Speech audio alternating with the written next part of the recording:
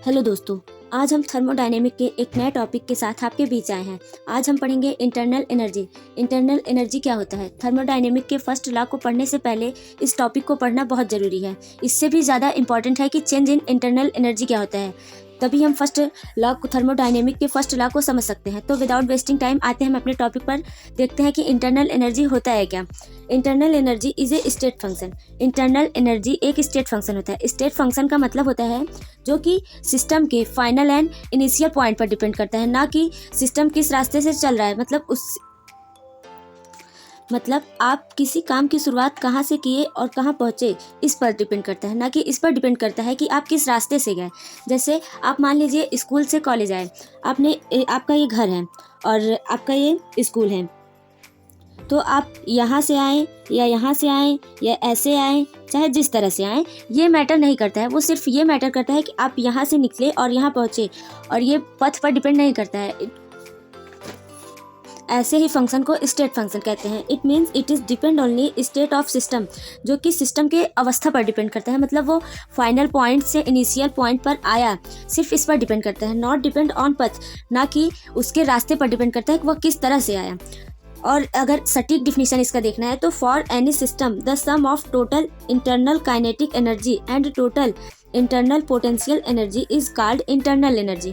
मतलब जो कि जैसे कोई सिस्टम है, उसके अंदर बहुत सारे मैटर होते हैं, तो किसी सिस्टम के अंदर जो भी एनर्जी होती है उसी को ही इंटरनल एनर्जी कहते हैं। तो उसमें आप सिस्टम के अंदर यदि आप देखेंगे, जैसे मान लीजिए ये कोई सिस्टम है, इसके अंदर पार्टिकल हैं, और तो ये सारे के सारे पार्टिकल मूव भी कर रहे होंगे, तो इसका मतलब इनके अंदर काइनेटिक एनर्जी भी होगी।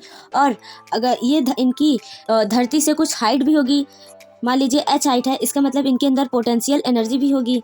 तो इस तरह से यदि किसी पार्टिकल के अंदर, और अगर ये सभी हैं तो इन दोनों के अंदर कुछ कंपन भी होगा, तो इनके अंदर वाइब्रेटिंग एनर्जी भी होगी, यानी कंपन ऊर्जा भी होगी। तो इस तरह से किसी भी सिस्टम के अंदर जो भी एनर्जीज होती हैं उनका टोटल ऑफ द सम ही इंटरनल एनर्जी होता है। तो इस तरह से हम समझ सकते हैं कि internal energy is equal to total internal kinetic energy plus total internal potential energy. अब हम जानेंगे कि चेंज इन इंटरनल एनर्जी क्या होता है। तो आइए देखते हैं चेंज इन इंटरनल एनर्जी क्या होता है। किसी भी एनर्जी को चेंज करने के लिए हम 3 तरह से चेंज कर सकते हैं। हमने आपको इसके पहले बताया था कि आप थर्मल एनर्जी को चेंज कर सकते हैं, जैसे हीट का ट्रांसफ़र करके भी आप चेंज कर सकते हैं, उसमें कुछ वर्क करके चेंज कर सकते हैं, उसके मैटर में कुछ ऐड करके, कुछ कम करके भी आप उसके अंदर चेंजिंग ला सकते हैं। तो इस तरह से 3 तरह से हम किसी सिस्टम में इंटरनल एनर्जी को चेंज कर सकते हैं। पहला है थर्मल इंटरेक्शन, दूसरा है मैकेनिकल इंटरेक्शन, तीसरा है डिफ्यूजिव इंटरेक्शन। थर्मल इंटरेक्शन में क्या होता है, इसमें हीट का ट्रांसफ़र करके आप इंटरनल एनर्जी को चेंज कर सकते हैं। और इसमें मैकेनिकल इंटरेक्शन में क्या होता है, इसमें आप कुछ वर्क करके, उस सिस्टम पर कुछ वर्क करके आप इसमें इंटरनल एनर्जी को चेंज कर सकते हैं। हो सकता है कि आप सिस्टम पर वर्क कर रहे हैं, कभी कभार ये भी हो सकता है कि उसके अंदर एनर्जी पहले से ही स्टोर्ड हुई हो, तो सिस्टम भी कभी कभार वर्क करता है।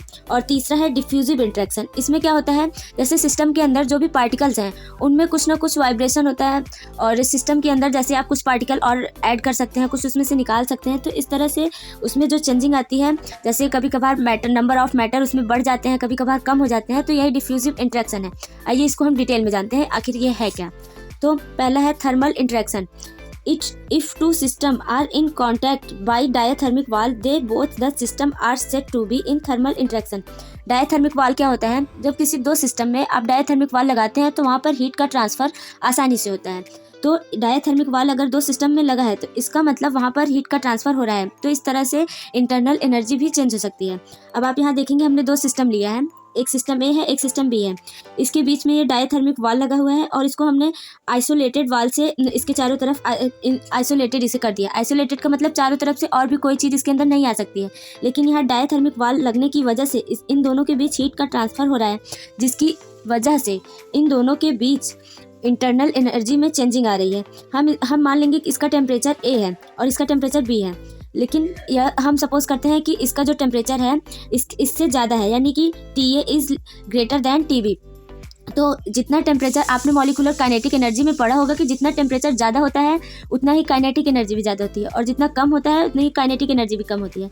तो यहाँ अगर टेम्परेचर ज़्यादा है तो काइनेटिक एनर्जी भी ज़्यादा होगी, और यहाँ काइनेटिक एनर्जी कम होगी। तो इस तरह से पहले से ही काइनेटिक एनर्जी में डिफरेंस आ गया, और जब काइनेटिक एनर्जी में डिफरेंस आ गया तो इंटरनल एनर्जी में चेंजिंग आना तो ऑब्वियसली पॉसिबल ही है। तो इस तरह से थर्मल इंटरेक्शन के बारे में हमने जाना। अब देखेंगे कि मैकेनिकल इंटरेक्शन क्या होता है। मैकेनिकल इंटरेक्शन के बारे में हमने आपको पहले ही बताया कि उसमें हम यदि कोई वर्क करते हैं तो वहाँ पर मैकेनिकल इंटरेक्शन होता है। तो इसका डिफिनीशन देखेंगे। Mechanical interaction means work done on system और वर्क डन बाय सिस्टम, यानी कि हम ये दो चीज़ें इसमें पॉसिबल हो सकती हैं। एक तो हम सिस्टम पर वर्क करें या सिस्टम खुद वर्क करे। तो आप ये एक चीज़ जानते रहिए कि यदि जब वर्क डन ऑन सिस्टम होता है तब हम वर्क को पॉजिटिव लेते हैं, और जब वर्क डन बाय सिस्टम होता है तो वर्क को हम निगेटिव लेते हैं। तो since we know work is defined as following, work को हम इस तरह से फॉर्मूले के रूप में इस तरह से डिफाइन करते हैं कि कार्य बराबर बल गुणे विस्थापन होता है। तो for infinitesimal displacement ds then work done. Infinitesimal मतलब हम जीरो की तरफ टेंड कर रहे हैं। जीरो की तरफ टेंड करने का मतलब हम थोड़ा सा डिस्प्लेसमेंट लेते हैं। तो यहाँ हो जाएगा dw बराबर f डॉट ds वेक्टर। तो for hydrostatic system, hydrostatic system एक प्रकार का थर्मोडायनेमिक सिस्टम होता है। तो यहाँ पर अगर लेंगे work done to displace by dx, यहाँ पर डिस्प्लेसमेंट को हमने dx से डिनोट किया है। तो यहाँ हो जाएगा dw बराबर f डॉट dx। तो यहाँ हो गया dw बराबर f डॉट dx। dw बराबर f बराबर pa भी हम लिख सकते हैं। आप जानते होंगे कि दाब बराबर बल बटे क्षेत्रफल होता है। तो यहाँ से बल बराबर निकालेंगे तो दाब गुणे क्षेत्रफल हो जाएगा, तो pa इंटू dx। तो इस तरह से dw बराबर p इंटू dv। आप ये देखिए एरिया है एक प्रकार का, ये भी डिस्टेंस है, तो इसको हम dv लिख सकते हैं। आप इसमें देखिए कि मैकेनिकल इंटरेक्शन यहाँ कैसे हुए हैं।